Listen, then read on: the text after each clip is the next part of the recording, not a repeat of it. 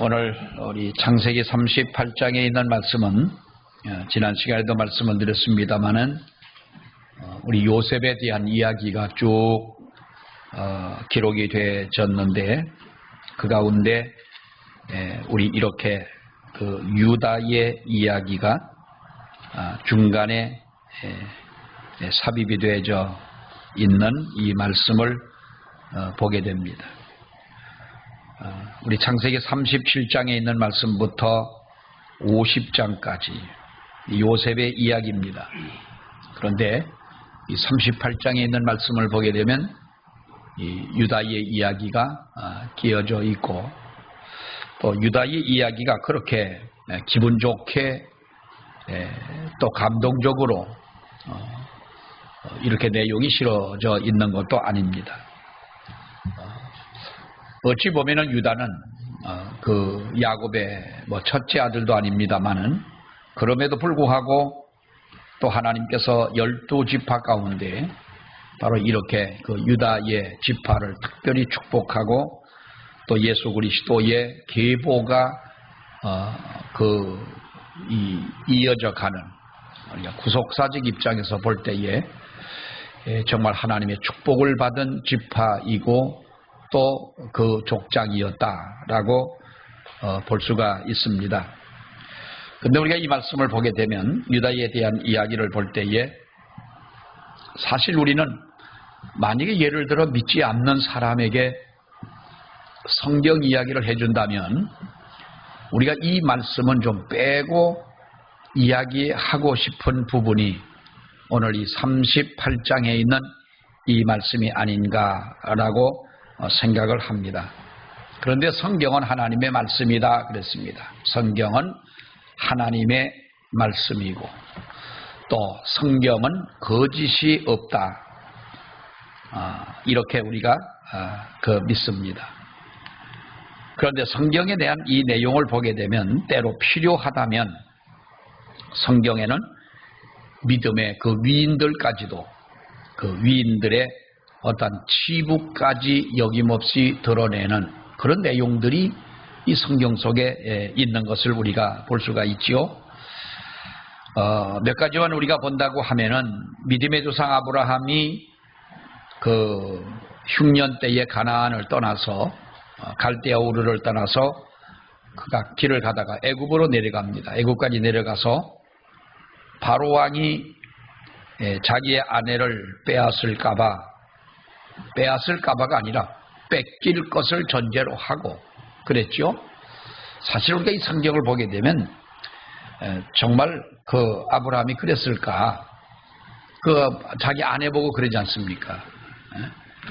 만약에 바로가 당신의 아름다움을 보고 당신을 만약에 취한다면 나를 죽일 텐데 우리 부부라 그러지 말고 우리 누이라고 그러자. 이렇게 그런 온누이 관계라고 그러자. 여러분 어디 남편하고 가다가 남편이 그러면 그 남편하고 같이 집으로 무사히 돌아오겠어요? 거기서 해결을 하겠어요? 그 자리에서 해결해야지 뭘 집에까지 같이 오겠어요?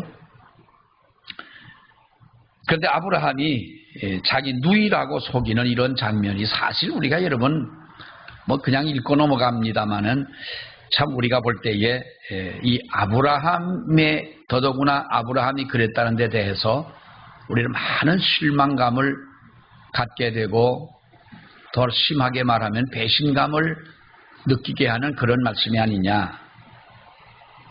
또 우리가 다윗의 사건은 여러분 어떻습니까? 다윗 하면은 정말 우리가 하나님 앞에 그 귀한 인물인데 이렇게 우리아의 아내 밧세바로 간음하는 이런 사건을 성경은 그대로 기록을 하고 있고 더더구나 창세기 38장에 유다 지파의 선조인 이 유다가 며느리와 관계를 하는 바로 그러한 장면까지 기록을 해 놓고 있다라고 하는 것이죠.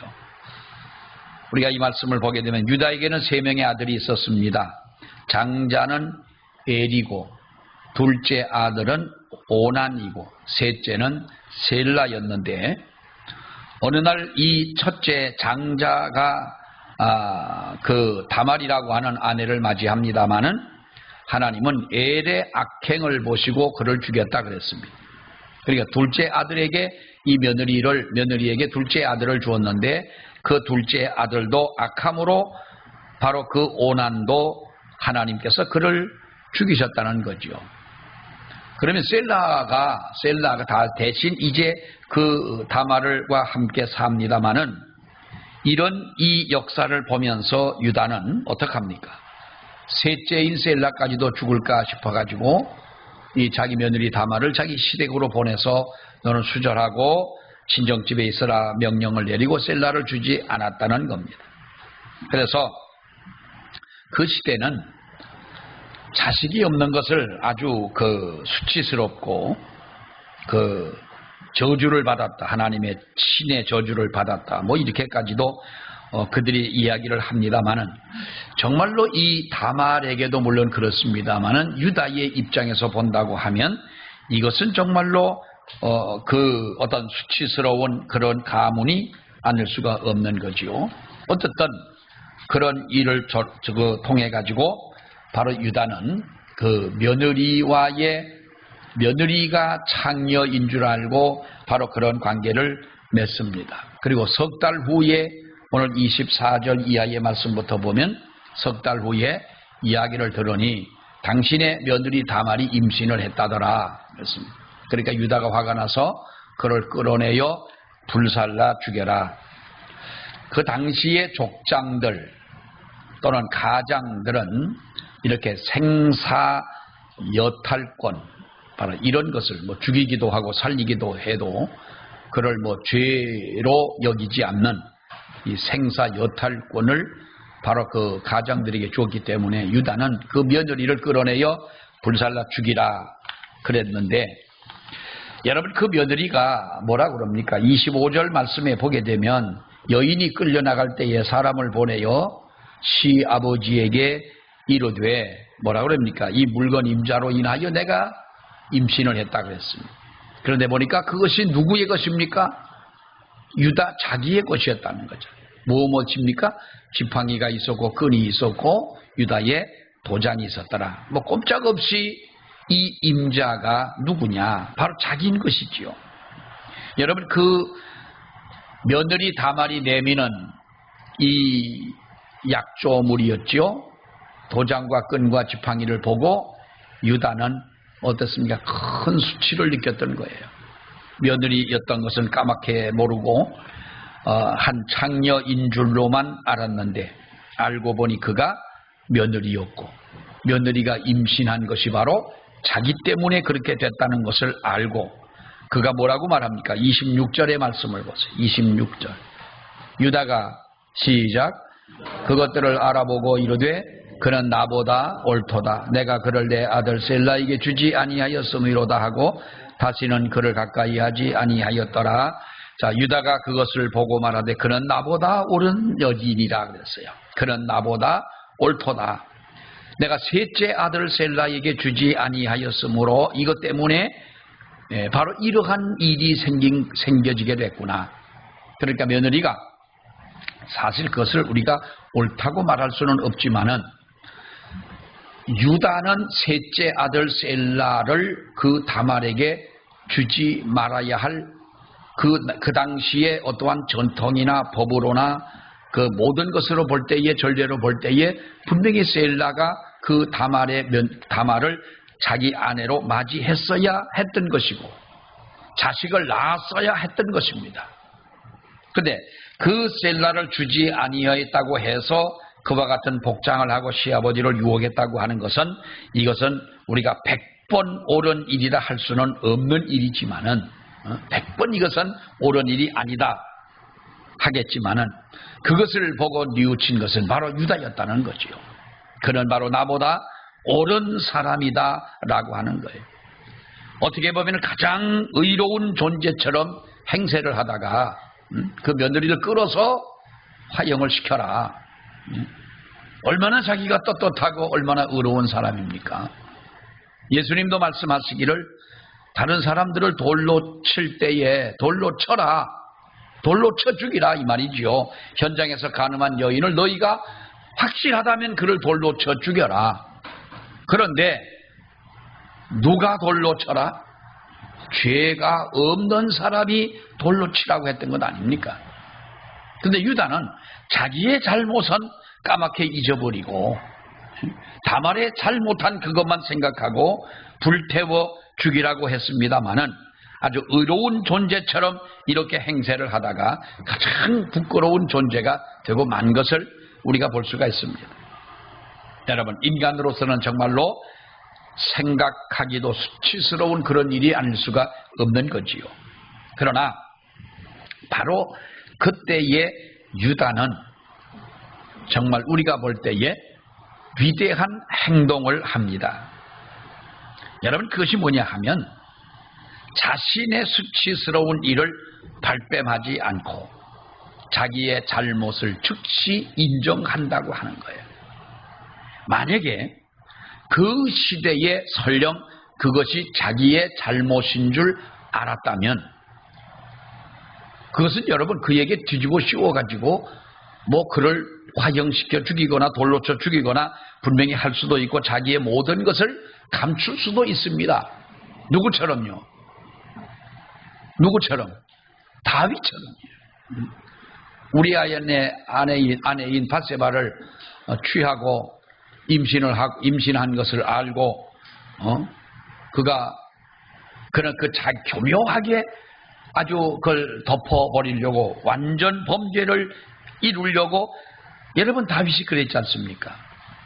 근데 유다는 오히려 발뺌하지 않고 즉시 자기의 잘못을 인정하고 며느리 다말의 생존을 위한 어떻게 보면은 그 다말의 생존을 위한 몸부림이고 여러분 이것이 이해하기가 어려운 얘기입니다만은 그 당시로서는 그 가문의 씨를 얻기 위한 다말의 몸부림인 거예요. 그러니까 성경은 다말의 이 행위를 악하다 하지 않고 다말의 이 행위를 하나님이 축복했다고 했던 거예요. 우리로서는 이해가 안 가는 거예요. 그러나 여러분 그렇게 믿으시길 바랍니다. 아멘.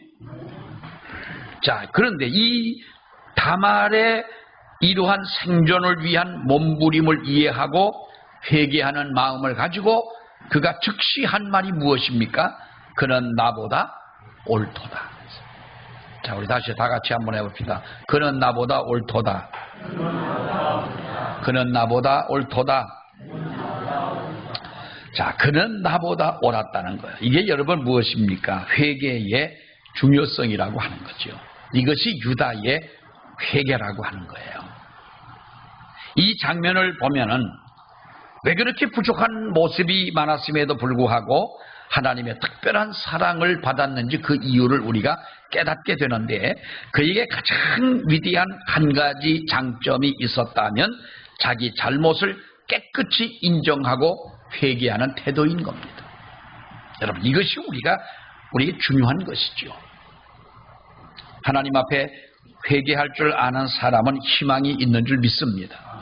그런 사람에게 하나님은 은혜를 주십니다. 하나님은 완벽한 사람을 사랑하고 완벽한 사람에게 사명을 주는 것이 아니라요. 온갖 허물 많은 사람에게 하나님께서는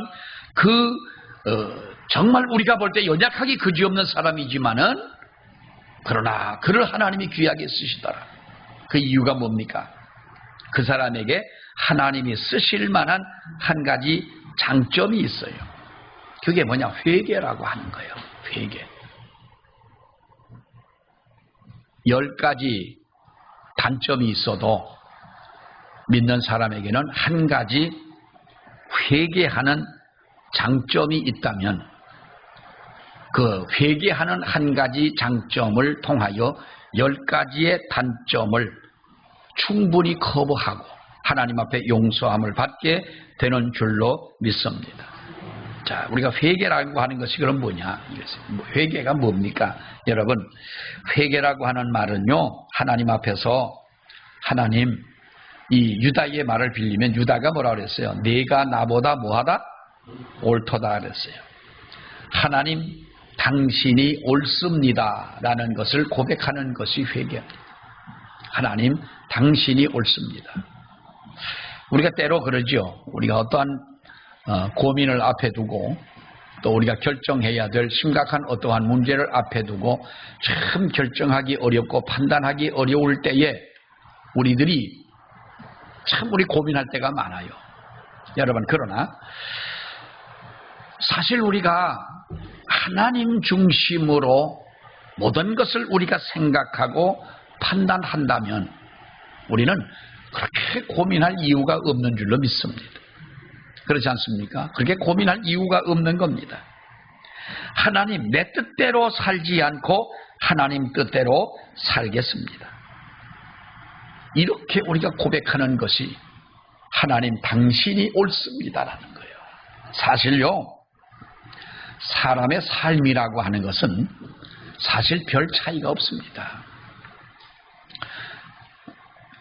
제가 학교를 다닐 때 가끔 이 서울에 있는 세검점, 평창동 그 삼각산 밑에 거기를 가면 도둑놈촌이라고 그랬죠. 거기를 도둑놈 마을 촌이라고 그랬는데 거기나 좋은 집들이 정말 많았었어요. 뭐 서울에 있는 집들이 다 좋지만은 거기 있는 집을 보니까 너무 멋있는 거예요. 뭐 그때는 저런 집에 뭐 살 수 있을까 그런 기대감도 없었죠. 뭐 신학교 다니면서 뭐 일반 대학 경제학과나 이런 데 다닌다면 모르지만은 신학교 다니는 신학생들이 뭐 저런 집 참 멋있다 이렇게는 생각을 했는데 근데 그 집이 요즘에 보면은 양평에 널려 있는 게 그런 집들인 거예요. 지금은 더 멋있어요. 이게 그 집들보다도. 또 뭐 지금은 또 그 사람들도 더 잘 짓고 살겠습니다만 그 당시로 본다면 그 당시에 있던 집보다 양평에 있는 집들이 훨씬 더 좋은 거예요. 사람은 우리가 볼 때에 참 저 사람 대단한 사람 같다라고 보지만 그러나 정말로 그 사람의 삶을 우리가 살펴보면 나하고 별 차이가 없다라는 거예요. 그렇잖아요. 별 차이가 없는 거예요. 우리가 옛날에는 가난하게 살 때에 잘 사는 사람들은 얼마나 행복할까, 얼마나 좋을까 그랬어요. 그랬는데 살다 보니 있는 사람이나 없는 사람이나 뭐 별것이 아니더라는 거죠. 나이 90대고 나니까 죽은 사람이나 산 사람이나 별 차이 없더라 그러잖아요. 근데 정말 우리가 보니까 나이가 한 50대 보면 50대쯤 돼 보면 뭐 이 러시아 여성들은요 아주 그 20대 전만 하더라도 한 20대 후반까지만 해도 아주 인형같이 예뻐요. 러시아 여자들은. 여러분은 될 것도 아니요. 미안하지만 가보고 오세요. 긴가 아닌가. 아주 예뻐. 인형처럼 키도 크고. 그런데 우리 한국 여자분들은요 늙을수록 이뻐가요. 나이가 들어갈수록 이뻐가는데 러시아 사람들은요 40만 넘어가면요 그 날씬하던 이 아가씨들 여인들이 전부 다 이렇게 볏짚가리처럼 이렇게 생기는 거예요. 다 그래. 이빨도 마시는 물이 나쁘니까 이빨도 새카맣게 다 썩고 그렇게 생긴 거예요. 근데 우리 한국은 여러분 안 그렇잖아요. 네? 나이가 들수록 이뻐지고 그러시는데 사실 우리가 보면은 사람이라고 하는 것을 어느 누구나 따지고 보면 별 차이가 없어요. 다 똑같아요. 단 그 사람의 가지고 있는 단점이 있고 장점이 있다. 누구나가 단점이 없는 사람이 누가 있겠어요. 그러나 우리 믿는 사람에게는 정말 아름다운 하나의 좋은 장점을 가지고 살아야 되는데 그것이 여러분 무엇입니까? 하나님 앞에 나를 깨끗하게 뉘우치고 회개할 줄 아는 바로 그러한 믿음이 우리들에게 장점으로 있어야 된다는 것입니다. 그 깨달음과 돌이킴이 여러분 사람을 위대하게 만들어주는 거예요. 하나님이 옳습니다. 하나님의 말씀이 옳습니다. 우리가 고민하고 번민하고 우리가 할 때에 정말로 하나님 앞에 하나님이 옳습니다라고 하는 바로 그러한 우리가 기준을 가지고 살아간다면은 여러분 우리가 고민할 이유가 없는 줄로 믿습니다. 유다가 자기는 의로운 사람처럼 행세를 했어요. 모든 권세를 가지고 있는 사람이었어요. 언제나 자기의 수치스러움과 부끄러움을 드러내지 않고도 충분히 해결할 수 있는 사람이었지만은 그는 그렇게 하지 않고 그는 나보다 옳은 사람이다라고 여러분 시인을 합니다. 이거요 아무나 할 수 있는 게 아닙니다. 아무나 할 수 있는 게 아니에요. 옛날 지금 시어머니들은 안 그렇지만 옛날 시어머니들은요 며느리 보고 막 뭐라고 그랬어요. 근데 가만히 어떤 일을 가지고 며느리 타박을 하고 며느리한테 막 뭐라고 그랬는데 사실 알고 보니 잘못은 자기한테 있는 거예요. 그러면 며느리한테 뭐라고 그랬어요? 야 내가 너한테 뭐라고 그랬는데 알고 보니 그게 네가 잘못한 게 아니라 내가 잘못했구나. 내가 너무 미안하다. 이렇게 해야 되잖아. 근데 옛날 시어머니들은요 입 싹 닫고 안 해요. 왜 안 하냐? 왜 안 하냐고 누가 물어봤겠어요? 왜 안 하냐? 이유가 뭐요? 내 시험이기 때문에 안 하는 거예요. 며느리는 그래도 괜찮으니까. 요즘 그랬다가는요 시어머니 죽고 나면 며느리 눈물 한 방울도 안 흘려요. 그러니까 그러시지들 마시고 잘못했을 때 애들한테 잘못하거나 누구에게 잘못해도 정말로 우리가 이렇게 깨끗하게 자기의 어떤 잘못을 시인할 수 있는 사람이 나를 위대하게 만드는 사람이다. 아멘. 자, 또 하나는 사람 앞에서도 마찬가지인 거예요. 하나님 생각해보니 하나님이 옳습니다. 하나님이 맞습니다라고 우리가 고백을 한다면 우리는 사람 앞에서도 그렇게 할 줄 아는 우리가 돼야 할 줄로 믿습니다. 그런데 요즘에 보면은요, 요즘은 정치하는 우리가 왜 뉴스를 보거나 이렇게 보다 보면 대개 이제 정치인들에 대한 잘하기도 하지만은 잘못한 것 때문에 문매도 맞고 합니다만은 각 나라와 나라와의 관계 속에서 여러분 그건 우리가 잘못했습니다. 죄송합니다. 다시는 그런 일이 없도록 하겠습니다. 이렇게 회개하는 사람들 한 사람도 없습니다. 왜요? 만약에 정치인들이 무슨 말을 하다가 말을 잘못했어. 그러면 왜 당신이 그렇게 말을 왜 그렇게 당신 거짓말을 하고 말을 그렇게 잘못했느냐? 그럼 내가 실수했습니다. 잘못했습니다. 그러면요. 그 시인한 말 그거를 탁 잡고 이 사람을 아주 매장시켜버려요. 그러니까 잘못했다고 말하지 않고 참 유감스럽습니다. 그래요. 도대체 그 유감스럽다는 말이 뭔지를 모르겠어. 옛날 일본 총리가 우리 한국에 와가지고 누구지 잘 모르겠습니다만은 지난 과거를 생각하면은 참 통념의 한을 느낍니다 그랬는데 조선일보 큰 앞에다가 통념의 한을 느낀다고 해서 통념의 한이 뭐냐 이게 캐션 마크가 붙었어요. 뭔 말인지 모르는 건 뭔지 들어보면 회개한 것 같고 잘못한 걸 시인한 것 같은데 또 이쪽으로 보면 그게 또 아닌 거예요. 요즘은 말 잘해야 돼. 목사님 제가 잘못했습니다. 그러면 당신 그거 잘못했지? 예 잘못했습니다. 그러면 그때부터 매장되는 거니까 잘못했다 그러지 마시기를 바랍니다. 끝까지 아니라고 다 유감스럽게 생각합니다. 그러니까 유감입니다. 통념의 한을 느끼고 참 어떻게 보면 우리를 그렇게 거짓되게 만들어 놓고 있는지 모르겠어요. 여러분 우리가 사람과의 관계 속에도 마찬가지인 거예요. 내가 옳았다라고 인정해 줄 수 있는 사람. 그거 요즘에 여러분 하기 어려운 것 아니겠습니까? 내 고집을 꺾어야 되는데요. 내 고집을 꺾어야 되고 내 자존심을 내려놔야 되는데 당신이 옳다고 말한다고 하는 것, 이건 쉬운 일이 아닙니다.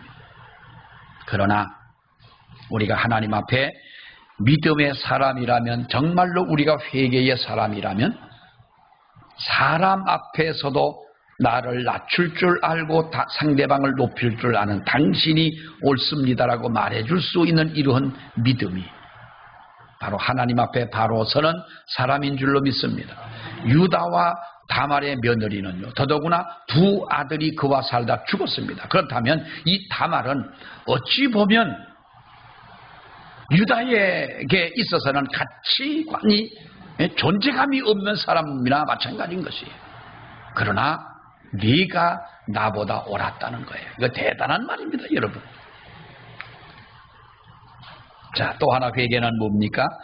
우리가 말이 아닌 행동으로 자기의 돌이킨 삶을 보여주는 것이 진정한 회개인 줄로 압니다. 옛날에 우리는 잘 모르지만 미국의 플레이보이라는 잡지가 있습니다. 플레이보이 잡지 아시는 분? 이 플레이보이 보신 분? 이거 본 분은요, 좀 야릇한 분입니다. 대개 어떤 사진이 많이 나오면 세계적으로 유명한 여배우들이나 이런 사람들의 그 아주 비키니 옷을 입고 아주 야하게 찍은 사진만 올려서 남자들이 보는 남성 잡지입니다, 플레이보이가. 그래서 이 마릴린 monroe 같은 이러한 여인들의 사진, 대표적인 것이 이렇게 이제 이런 사진을 찍어 가지고 만드는 이 성인 잡지인데, 휴 해프너라는 사람이 이 잡지를 이제 만든 사람이에요. 창간한 사람인데, 세계적으로 지금도 그 잡지가 있는지 모르겠습니다만은 아주 세계적으로 유명한 잡지였습니다. 한때 재미난 이야기가 있었습니다. 이 사람이 비행기를 타고 어디를 가다가, 그러니까 세계의 모든 남자들이 이 플레이보이 잡지를 보고 얼마나 음탕한 생각을 하고 했겠습니까? 그런데 비행기를 타고 가다가 하나님을 만났다는 거예요. 그래서 그가 하나님 앞에 회개를 했대요. 어디 가서 기자회견을 하면서, 그래서 내가 하나님을 만나 하나님 앞에 내가 회개를 했다. 그래서 여기서 말이 잘 들어요. 그래서 지금까지는 여성들의 그 벌거벗은 사진만 보여줬는데, 이제부터는 남성들의 사진을 이 잡지에다가 남성들의 사진을 실어서 잡지를 만들겠다고 했어요. 그 사람이 회개한 것이 도대체 뭔 회개인 줄 모르겠어요. 그래서 남성들이 아주 멋있는, 남성들 여러분, 남성들이 멋있어요? 여자가 멋있어요? 남자가 멋있어요? 이게 하기 쉬운 얘기인데, 믿거나 말거나 그렇거나 말거나 제 얘기는 세상의 암컷보다 수컷이 다 훨씬 멋있어요. 새들, 동물들. 좀 인정 좀 해줘요, 좀. 그렇다고 해갖고 지금 그거 입 내놓고 있으면 그거 뭐 하겠어.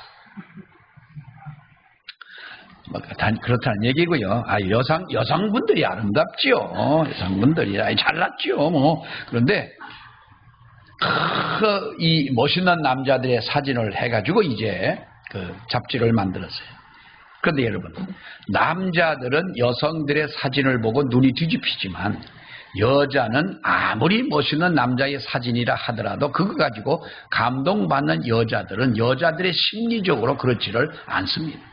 그러니까 그것을 망해버리고 말았어요. 휴 해프너라는 사람이 그래가지고 그 잡지를 어떻게 됐는지 모르겠습니다만은, 그가 한 말 중에서 야릇한 말이 뭐냐 하면, 나는 하나님을 만나서 회개했다는 말이에요. 여러분, 이것을 회개라고 할 수는 없습니다. 회개가 무엇입니까? 말이 아닌 행동으로 자신의 돌이킨 삶을, 달라진 삶을 보여주는 것이다, 그 말이에요. 유다는 며느리에게 뭐라고 말했습니까? 네가 나보다 옳도다라고 말을 합니다. 후에는 다말을 가까이 하지 아니하였더라. 그가 말로 회개한 것이 아니라 그는 삶으로 실천하며 의로운 삶을 보여준 바로 유다의 삶이었더라 하는 거예요. 하나님께서 유다의 회개를 받으시고 유다 가문에 여러분 누구를 주십니까? 우리가 성경을 보세요. 오늘 이 성경에 보면 자 유다가 28절에 보면 27절에 해산할 때에 보니 쌍태라 그럽니다. 누가 쌍태라는 겁니까? 다말을 가지고 말하는 거죠. 해산할 때에 손이 나오는데 그가 아들을 낳았습니다. 아들이 누굽니까? 29절 마지막에 보면은 그 이름을 뭐라고 그랬습니까? 베레스라 하였고 30절에 보면은 그의 이름을 세라라 하였더라 그랬습니다. 자, 여기 보면은 하나님께서 유다의 회개를 보시고 유다 가문의 베레스와 세라라는 쌍둥이 자녀를 주셨고 그 가문을 통해서 메시아 가문이 이어지게 했다 그 말이에요. 자, 우리가 보면은 이것이 이해가 안 돼요. 정말 이해할 수가 없는 거예요. 어떻게 며느리하고 이렇게 간음을 해서 임신을 한 그 다말에게서 낳은 베레스와 셀라를 통하여 다윗의 가문, 예수 그리스도의 가문이 이어지도록 할 수가 있겠느냐라고 하는 것이죠. 여러분, 이것은 어쩌면 우리가 부족한 것이 문제가 되는 것이 아니라 가장 중요한 것은 내가 회개할 줄 아느냐, 내가 정말로 하나님의 은혜를 의지하느냐라는 거예요. 회개하고 하나님의 은혜를 의지하고 돌이켜서 하나님의 말씀대로 우리가 살아간다면 우리의 모든 허물을 통하여 연약함을 통하여 하나님은 영광 받으시고 우리의 삶에 놀라운 주의 역사를 이루어 가신다는 거예요. 하나님은 우리의 연약함을 아십니다. 우리의 부족함을 아십니다. 그러나 하나님의 손에 붙잡힌 바 된다면 우리는 어떤 사람이라도 하나님의 쓰시기에 가능성이 충분한 어떤 역사도 하나님이 하시고자 하는 그 일을 이루어 갈 수 있는 그런 일꾼으로 하나님이 붙들어 주실 줄로 믿습니다.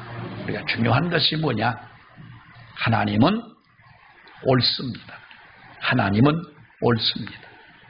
사람과 사람의 문제 속에도 바로 내가 옳은 것이 아니라 당신이 옳습니다 할 수 있는 마음, 그리고 우리의 입으로만 믿는 것이 아니라 우리는 행동으로 돌이킨 우리의 진정한 모습, 달라진 모습, 이 모습을 보여줄 수 있는 바로 이러한 믿음으로 우리가 살아간다면 하나님은 우리를 통해서도 놀라운 역사를 이루어 가실 줄로 믿습니다. 우리 기도하겠습니다. 하나님 아버지 은혜를 감사합니다. 유다의 역사를 저희들이 볼 때에 하나님, 우리는 이해할 수 없는 그런 부분들이 있습니다. 또 이해가 되지가 않습니다.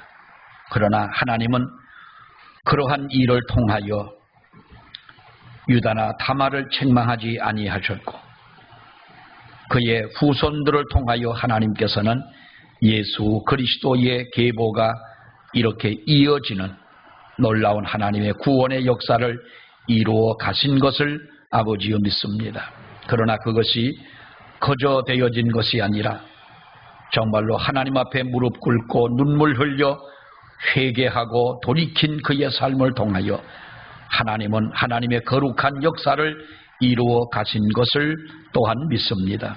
우리들도 하나님, 우리가 어떠한 경우에라도 하나님을 인정하며 우리가 또한 나보다 다른 사람을 옳다 인정할 수 있는 믿음을 허락해 주옵시며 우리가 입으로만 아니라 우리의 달라진 우리의 모든 삶의 모습을 통하여 하나님의 거룩한 영광을 드러내는 저희들이 되게 하여 주시옵소서. 예수님 이름으로 기도하옵나이다. 아멘.